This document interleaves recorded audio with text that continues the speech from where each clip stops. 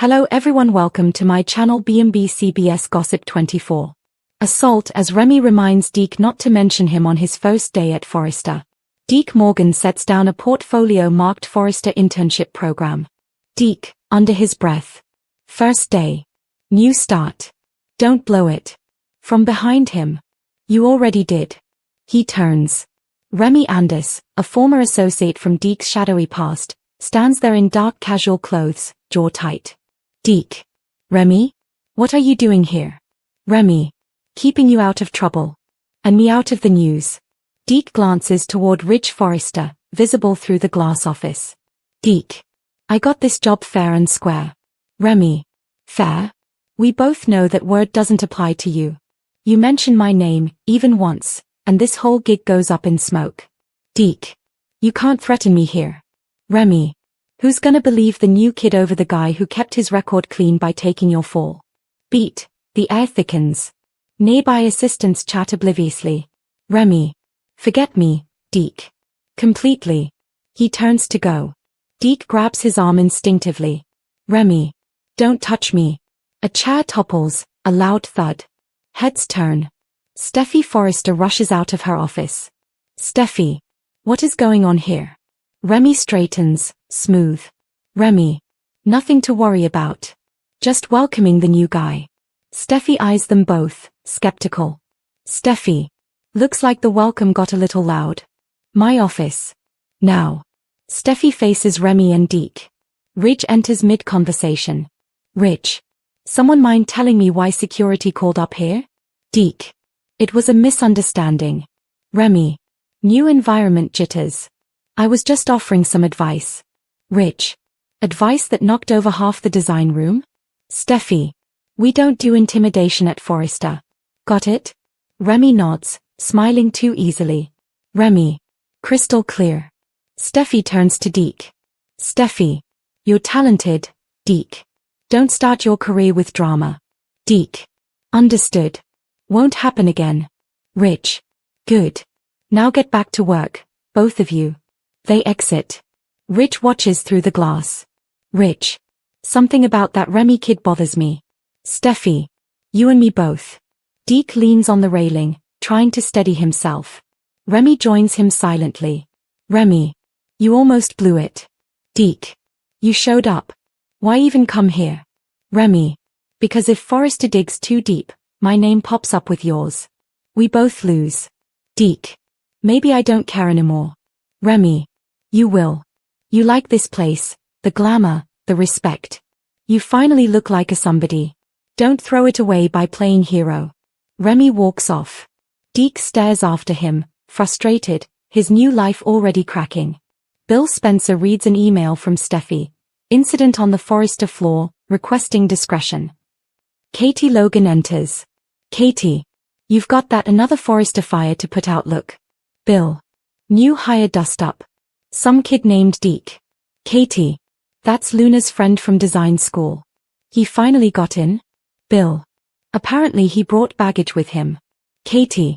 Then maybe you should remember how it feels to be judged by your worst moment before you weigh in. Bill arches a brow but says nothing, her words land. Deke returns to his station. The room is hushed now. RJ Forrester and Luna Nozawa approach. RJ. Heard you had a rough morning. Deke, trying to laugh. You could say that. Luna. Ignore the gossip. Everyone gets tested their first day here. Deke. Thanks, Luna. I needed that. She gives him a warm smile and walks off. Deke watches her go, a glimmer of hope returning, until he sees Remy through the glass, watching from the hall with a dark half smile. Deke. Not again. Steffy and Ridge review the security footage on Steffy's tablet. Ridge. Right there, the moment the chair goes down. The video shows Remy flinching back as Deke grabs his arm, then both struggling for balance. Steffy. No fists, no attack. Just tension. Ridge. Still, tension we can't afford. Steffy pauses the footage on Remy's face, a smirk caught mid-frame. Steffy. Look at that. He's enjoying it. Ridge, frowning. So what's his game? Steffy. That's what I'm going to find out. Steffy steps into the corridor, spotting Remy by the vending machines. Steffy. Remy. Got a minute? Remy. For you? Always, Miss Forrester. Steffy. You're not on payroll. You're a vendor's assistant. Yet you're on my design floor arguing with my new hire. Remy. Old friends, old disagreements. Nothing scandalous. Steffy. You've met me, right? Nothing scandalous doesn't exist here. Remy chuckles. Remy. Point taken. It won't happen again. Steffy. It better not. And if I find out you've been manipulating anyone in this company, you'll regret it. She walks away, leaving Remy's smirk fading into something darker. Deke sketches at his table but his focus drifts. RJ walks in, dropping a folder of sample swatches. RJ. Mind giving me a hand, man? Deke helps gather them. RJ. You're good with the patterns. Where'd you learn? Deke. Here and there. Worked under a few freelance studios. RJ. Cool. Just keep your head down today. Steffy's on high alert. Deke nods, distracted. Luna enters with coffee. Luna. Peace offering. She hands one to Deke. Deke. You didn't have to. Luna. It's just coffee, not a truce treaty. He smiles for the first time that day. Luna. You okay? You look like you're waiting for another shoe to drop. Deke. Maybe I'm just hoping the shoes are designer. They share a small laugh. RJ watches them, quietly noticing the spark between them. Bill reads a short internal memo on his phone. Forrester security incident, preliminary investigation. Katie enters, carrying takeout. Katie. Dinner. Real food. You're welcome. Bill. You spoil me. She sits, curious. Katie. What's the look? Bill. Forrester drama, new hire drama, and someone named Remy. The name rings a bell. Katie. Remy Andis. Used to be in textile imports. Shady rep, nothing proven. Bill. Shady is my area of expertise. Maybe I'll make a call. Katie. Bill, stay out of it. Bill. You say that like it ever works. Dim lights. Deke loads his sketch portfolio into his car. Remy appears from the shadows. Remy. You handled yourself well in Steffy's office. Deke. I'm not doing this again. Remy. You don't have a choice. If they start asking about our old gig, those missing prototypes from the design expo, you'll lose more than this job. Deke. You took those samples. Not me. Remy. They'll believe what I tell them. Unless you keep quiet. Remy turns to leave. Deke slams his car door, furious. Deke. Not this time. He drives off, determination overtaking fear. A meeting buzzes with staff and models. Garment racks gleam. Steffy, Rich, and Carter stand up front reviewing presentations. Steffy. All right, everyone, we're unveiling the new textiles division partnership today. Clean lines, no drama. Rich. Which means, drama's guaranteed. Murmurs of laughter. Deke, nervous but composed, hands out printed lookbooks. Remy slouches at the back with a Forrester subcontractor badge, eyes locked on Deke. Steffy. Deke, you'll present the prototype dress. Let's see what you've got. He moves toward the mannequin, adjusting the drape, hands steady until Remy mutters under his breath. Remy, quietly, to nearby assistant. Funny how he learned Forrester stitching from a stolen pattern. Whispers ripple. Rich. Something wrong back there? Remy. Just admiring the familiarity. Steffy narrows her eyes. Steffy. Care to elaborate? Remy smirks. Remy. Let's just say our friend here has experience with designs that don't belong to him. Gasps. Deke freezes, color draining. Deke. That's a lie. Remy. Then maybe you should tell them about Paris, 2021. Silence, the entire room watching.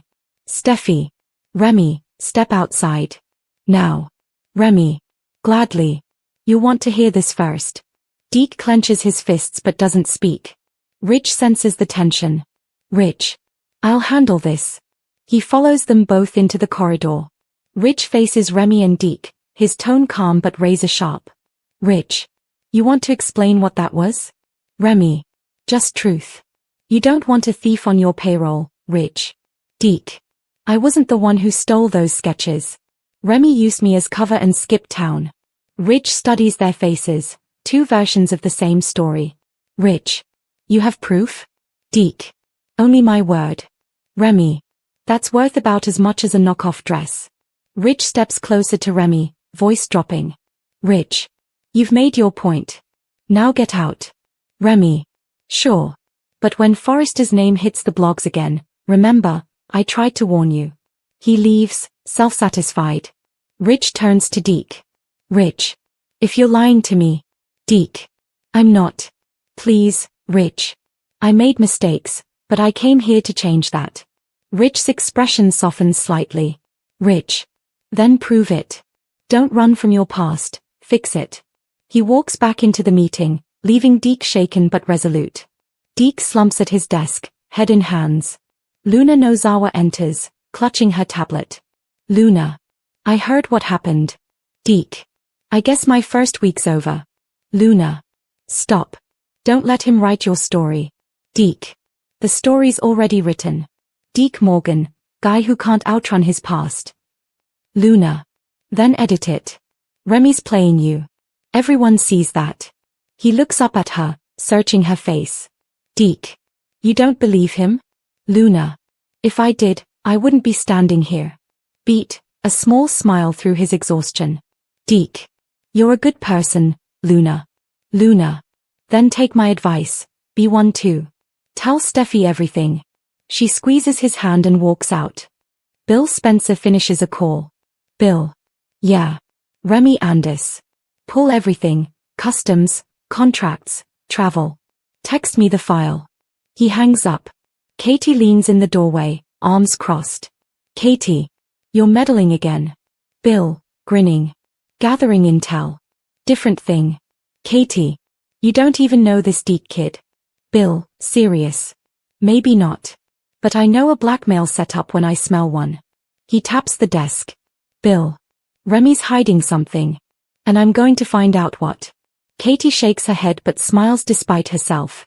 Katie. The crusading Bill Spencer. I almost missed him. The workday winds down. Steffy stands by the window, Rich beside her. Steffy. We can't ignore what happened. Even if Deke's innocent, perception's bad. Rich. So is quitting on someone trying to do better. Steffy. You're soft when it counts, you know that? Rich. I learned from your mother. They share a small, warm moment, until Deke knocks on the door. Deke. Can I say something before you decide my fate? Steffy. You've got 5 minutes. Deke steps in, nervous but steady. Deke. Everything Remy said, has a grain of truth. I worked with him years ago. I didn't steal those designs, but I didn't stop him either. I was scared. And I've regretted it every day since. Rich. Why come here, then? Deke. Because Forrester's about creativity, not cover-ups. I thought if I could start fresh, maybe I'd finally be the guy I should have been back then. Steffy exchanges a look with Rich, the weight of his honesty hanging in the air. Steffy. Go home, Deke. We'll talk tomorrow. He nods, leaving, not knowing if he's fired or forgiven. Luna finds Deke alone, packing his sketch pad. Luna. How'd it go? Deke. No idea. Maybe that's mercy, maybe it's the prelude to disaster. She smiles gently. Luna. Either way, you told the truth.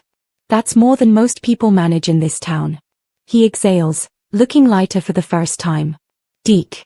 Feels good to stop pretending. Luna. Then keep going. They stand together in the dim light, two artists caught between mistakes and redemption. As the episode began, Will and Elektra were at Forrester recapping Bill's visit to Luna, needlessly since Soaps.com recapped it yesterday.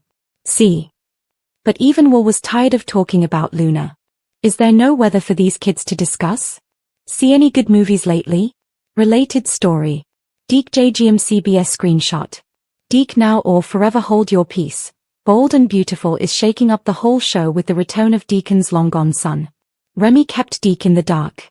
At Deke and Remy's bleak apartment, Forrester's new designer modeled some old man chic that he planned to wear on his first day of work.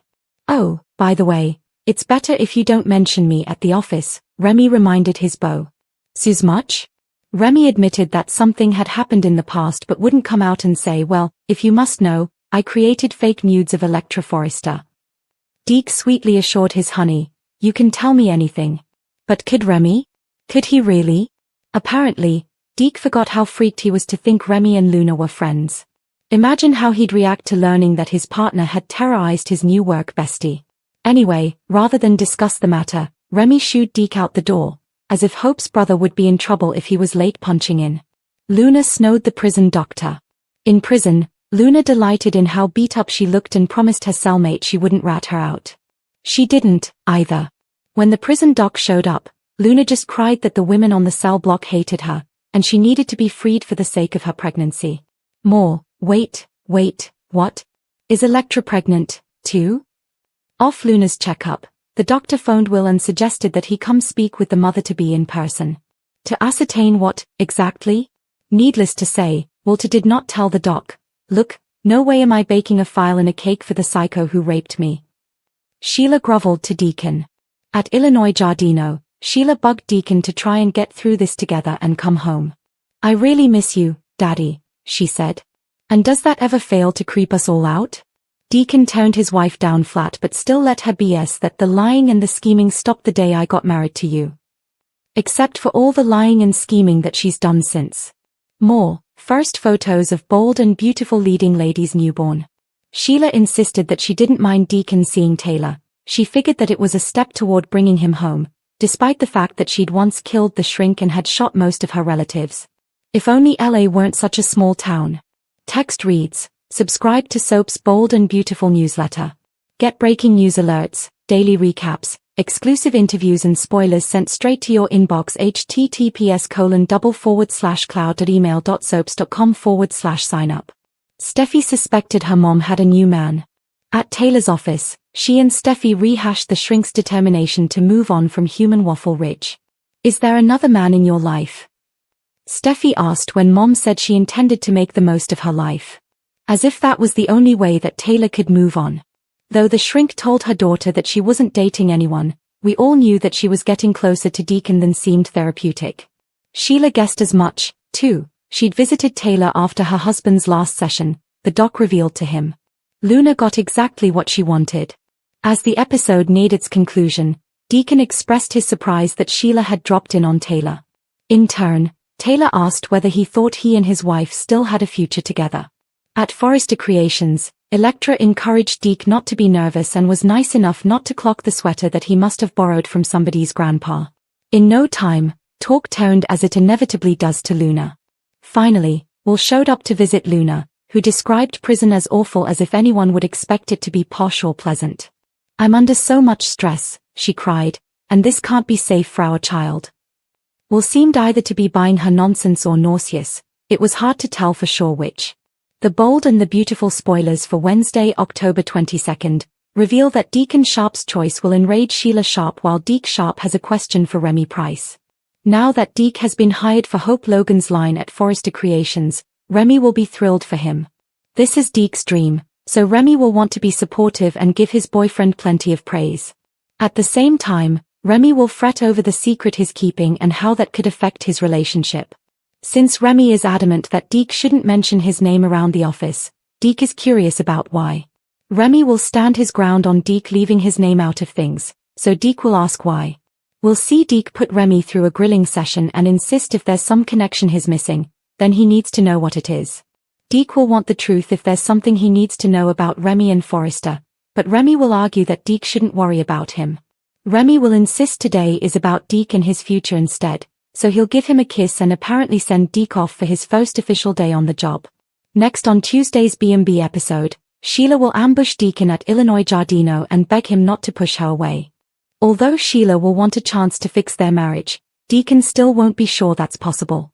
Instead of sticking around and focusing on repairing the damage, Deacon will run off to Taylor Hayes, Rebecca Budig, for another therapy session.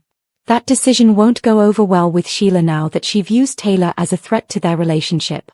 It sounds like Sheila will end up furious while Deacon heads back to Taylor's office, where she'll give him some good advice in the coming episodes.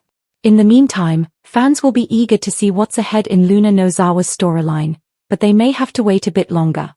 Luna just arranged her own attack behind bars, but her victim act in the aftermath may not play out until later this week. The bold and the beautiful spoilers say Luna will keep trying to manipulate the situation and worm her way out of prison, so stay tuned for updates on her big news and the next round of drama.